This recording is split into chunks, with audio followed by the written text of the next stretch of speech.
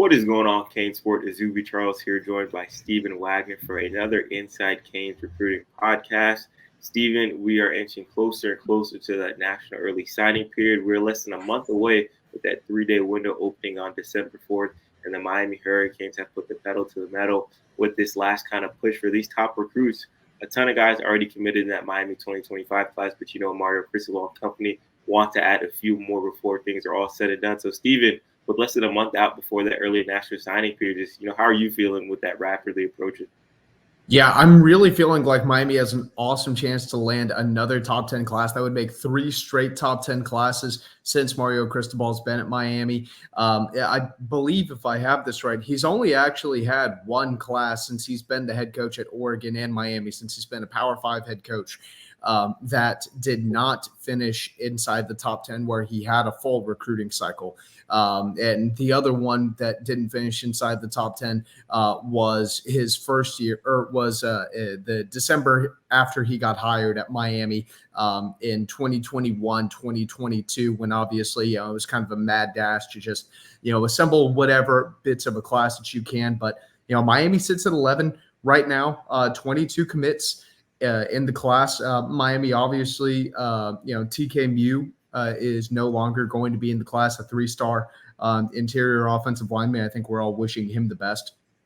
But Miami still has 22 pledges, bunch of guys who it seems like the Canes feel really, really good about.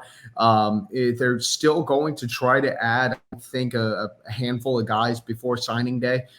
You look at the last couple of classes, they've been in the 25 to 27 range as far as the number of commits that they've taken. I would expect it to be somewhere in that range again this year too. And then obviously I would imagine Miami's going to supplement a handful of positions through the portal as they get ready for next year. Yeah, I kind of wanted to ask you about that portal situation because, someone on the message board kind of asked us, hey, is Miami recruiting any JUCO guys this cycle? Obviously last year they added Markel Bell, out of Mississippi, who's had a great, first year at Miami. But this year, JUCO guys haven't really been on the forefront of Miami's recruiting. Obviously, they're still looking for guys in that ranks. But I feel like with the combination of, the early signing period being moved up and the emphasis on getting these guys in early, as well as the transfer portal, you don't really know who's going to be, available come, December after the regular season's over. So I feel like Miami's kind of, playing their cards, kind of seeing how things unfold regarding JUCO prospects. Because in my opinion, I do think the transfer portal has kind of, diminished the impact of JUCO and things like that. But Stephen, I want to get your take on it. Because like I said, someone on the message board kind of asked us, hey, what's going on with JUCO recruiting right now? So what's your take on that? Yeah, so Miami not really going after a crazy amount of junior college guys. They did recently offer Saquon Miles, an offensive tackle who's currently committed to Troy, but quite a few programs are all coming onto him pretty heavily at the moment. So we'll see what ends up happening there. But when you kind of look at the amount of junior college prospects in the country and how many prospects are we really feel are capable of playing and competing, at the Power 5 level. I mean, there's really only, a handful of schools that all of these guys come from, and everyone's going to be clamoring over these same kids. So, the overall number of the pool that you can select from as opposed to the transfer portal or from high school recruiting is much, much more narrow. But it wouldn't stun me if Miami ended up taking a junior college transfer. They've taken a junior college transfer each of the last 2 years. Markel Bell obviously ended up being, a pretty key contributor. And has gotten, some very, very meaningful playing time. But, a lot of these colleges aren't going to take more than one junior college guy in a class. And I feel like, Miami might take one, maybe two. But outside of that, I would imagine that the rest of the guys are going to come from the actual transfer portal, transferring from either FCS or FBS schools. Yeah, in the 2023 class, they took Demetrius Freeney out of California, that defensive back who was with the program for 1 year and then ended up transferring to Arizona. And then, like you mentioned, Markel Bell, last year that has, turned out pretty well for the Hurricanes, has been a key contributor on that offensive line for Miami. So only time will tell. We'll see. Time will tell regarding junior college transfers. Like I said, I do think the transfer portal, and recruiting FBS and FCS guys kind of outweighs that right now with, how programs are on a win now mode, but only time will tell. And we'll see, if Miami lands a guy at the JUCO ranks. But kind of want to focus back on that 2025 class, Stephen. Like you mentioned, the number 11 group in the country right now, teetering on that top 10, ranking. And I think that we'll get to that, when it's all said and done. Right now, 22 guys committed in that class, and a lot of talented guys, throughout on offense and defense, both sides of the ball. Just kind of want to get your take. What do you think is the best unit right now in Miami's 2025 class? What do you think is a unit that you want to see Miami kind of bolster up and strengthen, before it's all said and done? Yeah, Miami's DBs right now, I think, are really, really impressing me. You look at a guy looking at a group led by Jabari Antoine, 4-star cornerback out of Louisiana. I think that there's good reason to be very excited about him. I think he's going to be a stud. Amari Wallace out of Miami Central, he's missed his senior season, recovering from a leg injury. Believe it was a fractured tibia, but he's another guy who I think can definitely be a really, really good player at Miami. He's going to be really good in the nickel position. Chris Ewald, 4-star cornerback out of Chaminade Madonna. I think that he might have the highest ceiling of any defensive back that Miami currently has committed. And man, you start thinking to yourself, if you can go ahead and add a guy like Ben Hanks from Florida, if you can flip a guy like Hanks, or heck, even if you're able to go ahead and fully flip a guy like DJ Pickett from LSU, I mean, man, that would take this class from good to elite. And as far as where I'd kind of like to maybe see Miami make an addition or two. Obviously, the defensive line. Miami wants to definitely keep getting bigger along the defensive front. I just think that overall, top to bottom, as a recruiting class, this is not a great year for defensive tackles. Definitely not nearly as good of a year as it was last year, where I think it overall was much, much, much deeper as a class. And then linebacker right now, Miami has 2 linebackers who they feel very good about, in Gavin Nix and Ezekiel Marcelin, but would definitely love to add another guy like Kellen Wiley or TJ Alford. I think Miami's doing very good for Wiley right now. I don't know how well they're actually doing for Alford. I think Alford might be a hard guy to go ahead and flip from Ohio State, but certainly Miami would love to add some pieces there too. Yeah, I want to talk about, that linebacker position group before, but, want to touch on a defensive lineman that, took an official visit to Miami this summer, committed elsewhere, but Miami's kind of circling back with him. He's not a name that we've mentioned a lot, but, a name that, we're really, really monitoring as we get to that early signing period, and that's 4-star defensive lineman Walter Mathis. Stephen, you had the chance to kind of catch up with him for the first time in a few months, actually. Just, from your conversation with Walter, just kind of where do you think Miami stands and what's he saying about the Hurricanes? Yeah, Miami's not totally giving up on him by any means. The Hurricanes are definitely still trying to work on him. Texas is pushing very hard as well. I think Texas is probably going to try to get him down for a visit. Not sure if he's going to be able to visit Miami before signing day. He actually hasn't even had a chance to get back to LSU yet this fall. Even though he committed there over the summer and he took an official visit there over the summer, he's going to take a game day visit to LSU at some point, just not totally certain when. But Miami is definitely making it known, hey man, if anything changes, we are right here. Hurricanes are not giving up on this. LSU is definitely in the lead, but Miami is really trying to make a strong effort and a strong case to say, hey man, we're right here. We really want you in Coral Gables. We feel like you're a priority. Although some schools like Auburn, Tennessee, Clemson, those schools are definitely still in the mix too. And then on the opposite side of the ball, 4-star Georgia Tech offensive line commit Dealo Dahan. I don't know if I'm saying that right, but another guy, Miami's kind of, making themselves in the mix for this cycle. So just what was the conversation like with him and kind of where do things stand with that? Yeah, so Miami offered him very, very late. I can't. It was right around the end of October, start of November. I actually can't remember exactly when it happened.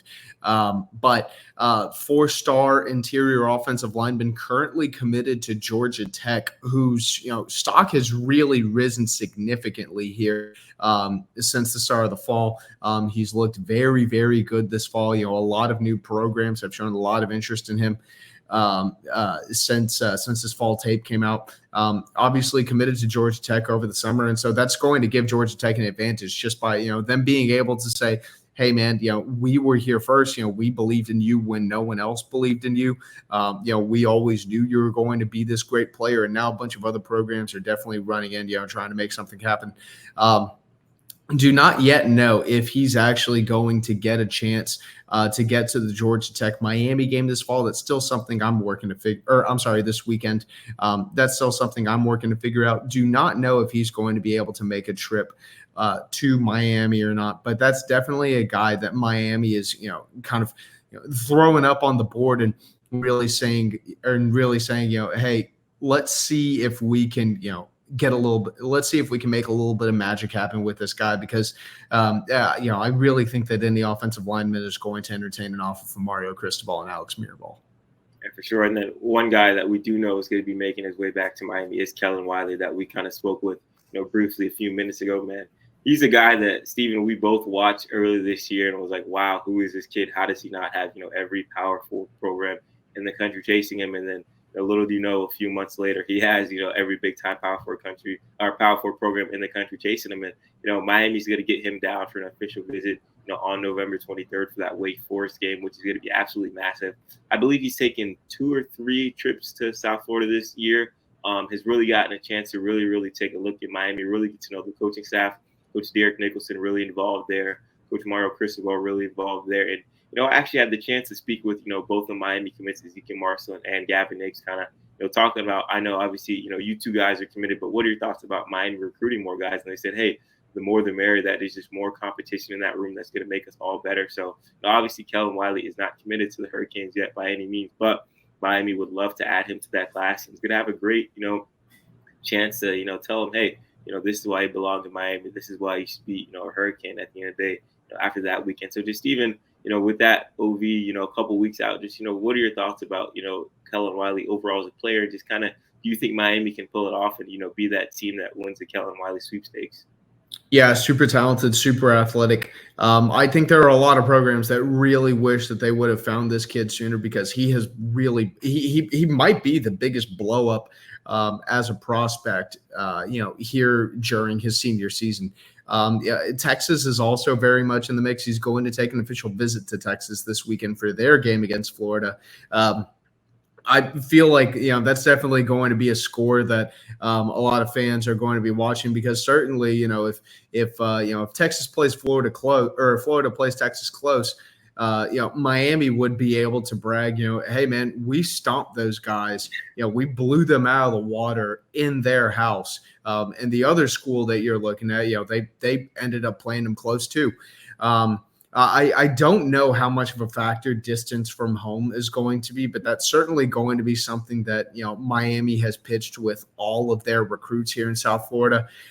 Really in the state of Florida is, hey, you're just going to be a drive away from being able to go home, see your family. Your family's only going to be a drive away from coming over here to see you. But Texas, much like Miami, has been pretty relentless in the guys that they've pursued this cycle. Texas, obviously there's going to be a priority with in-state guys, just like Miami, there's a priority with in-state guys. But, both of these staffs, if they see a prospect that they really like in, Alabama, Georgia, Mississippi, Tennessee, they are not going to hesitate to run out and try to grab one of these players. So we'll see what ends up happening. I do think Miami's doing pretty well for Kell Wer, but with the amount of resources that Texas has, I'm not going to write off the Longhorns. And I'm going to be really curious to see where things sit after this weekend, or after his official visit to Texas this weekend, and just kind of getting a feel for how in the picture the Longhorns really are. Yeah, a ton of meat still left on the bone in that 2025 cycle. And, every year it gets really interesting with Mario Cristobal and those guys when it gets near signing day. And I think, this year will be no exception, or no change in that. We saw in 2023, they flipped, Mark Fletcher late in the cycle from Ohio State. 2024, they flipped Justin Scott late in the cycle from Ohio State. So Miami has a few, tricks up their sleeve, and excited to see what those guys can do with the early signing period, rapidly approaching. But kind of want to take a step back and talk about that 2026 class. And this past weekend, Miami hosted a few number one prospects in their respective positions. Guys like Jackson Cantwell, Anthony Jones, Kendri Harrison, Derek Cooper. Four of the best prospects in that 2025 class. And we had updates on all of those guys on Kane Sports. So if you missed out, this past weekend, make sure to go check those out. But Steven, we have to start with Jackson Cantwell, the number one offensive tackle in the 2026 class, the number two overall prospect. Steven, just wanted to get your opinion. When you saw him, first time, seeing his figure, seeing how big he is, just what were your impressions of Jackson Cantwell? And then kind of get into that conversation you had with him after as well. Yeah, well, you can see why he's the number two overall player in the country. I mean, the kid is 6'8", 305 pounds. I mean, he is a physically different animal. He's different from everyone in his class. You look at his tape; he physically just mauls absolutely everyone. I mean, this kid is an absolute monster. He's got offers from everyone in America. He's really going to be able to go anywhere he wants, because right now I don't think there's a single school in the country that wouldn't take him. But he's doing his due diligence. I think Miami made a very good impression. I think there's a chance that they'll be able to get him back down here in the spring. We've seen, whenever Mario Cristobal and Alex Mirabal really want an offensive lineman, and they, work their ass off for an offensive lineman when they go balls to the wall. I mean, it's pretty impossible for Miami not to be in the picture, just because you always know that they are going to make the requisite effort. And I mean, Cristobal, there's just something about, the way that he recruits that, just connects with so many players so deeply. I would have a really hard time imagining that Miami doesn't remain in the mix for Jackson Cantwell if they really want him.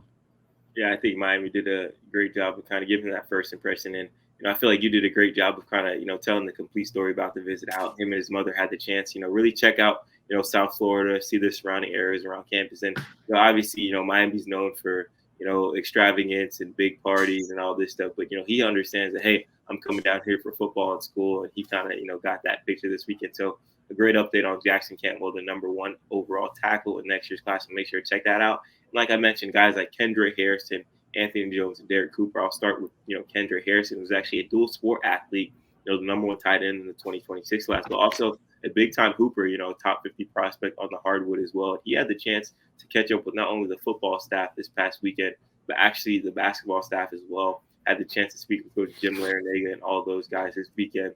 Had the chance to talk with him, after the game, and he said, hey, Miami continues to impress him. Miami continues to be a school he really likes. Before he first visited Miami, he wasn't really giving the Hurricanes a shot. They weren't in his top 15. Now they're one of his top 6 schools and really look like a program that he can see himself at. Steven, you caught up with him, after visiting with both the football and basketball coaches. Just what were your impressions with that conversation with Kendri? Miami's definitely in the mix right now. There's 6 right now. He's got a top 6. I think North Carolina and Tennessee are probably doing the best at the moment. That's been pretty well documented. Like you said, he does want to be a 2-sport athlete. And North Carolina and Tennessee, I think the idea of, being able to go somewhere and, play at not only, a very good football program, but a very good basketball program as well. I mean, you've seen the success that both of those programs have had in recent years. North Carolina's been to a Final Four in the last couple of years. Tennessee's had a few runs to the Sweet 16 and the Elite 8. They've been a consistent presence in the top 10 of the AP poll.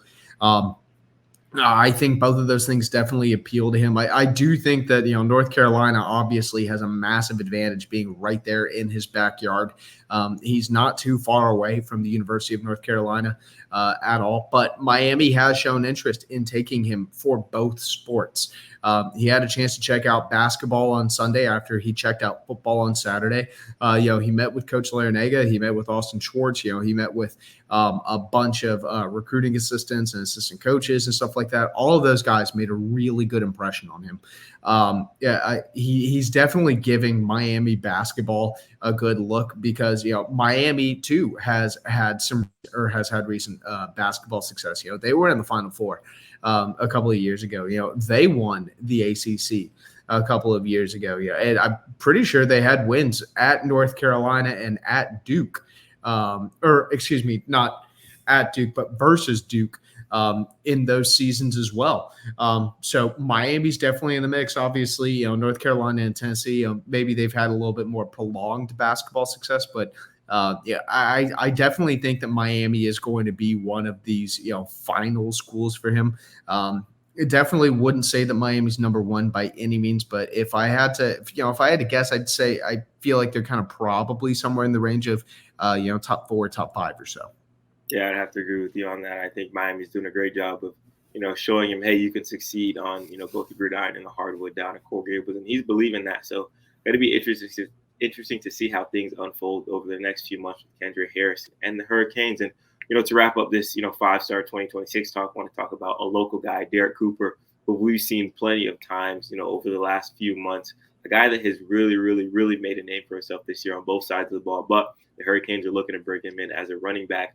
Absolutely massive. When I watch him, he gives me kind of Adrian Peterson vibes, a bigger running back that can just, maul you over or run past you. And, Miami's doing a great job of recruiting him and letting him know, hey, there's a lot of schools around the country that want you, but why not stay home and why not produce, in your backyard, around your family, and things like that. Steven, just your quick thoughts on Derek Cooper after that conversation you had with him this past weekend.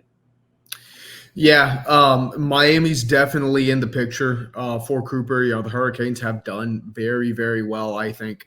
They've really been a consistent presence in his recruitment. And, while right now he's listed as a running back, I really think that he could play running back or safety at the college level. I think it would depend on, what he's open to playing and then also what, the coaches kind of envision him at. But I definitely could see him fitting at either position. Really, really talented player. Miami's not, taking a really deep dive into the 26 class just yet because they really obviously want to wrap up 25. There's still a bunch of guys that they're still trying to add. DJ Pickett, Ben Hanks, Kellen Wiley, Jarquez Carter, TJ Alford, Tyler Williams. All of those guys that they're really trying to squeeze into the class. But I definitely think Cooper is going to be one of those dudes that Miami will be making a very solid effort for next year. Yeah, so a ton of recruiting news from this past weekend, and there will be a ton more in the next 3 or 4 weeks or so as we get closer to the early signing period. So make sure to stay tuned with canesport.com with all the Miami recruiting news. And that wraps up today's podcast. For Stephen Wagner, I'm Izubee Charles. Thank you all for watching. Have a great rest of your day.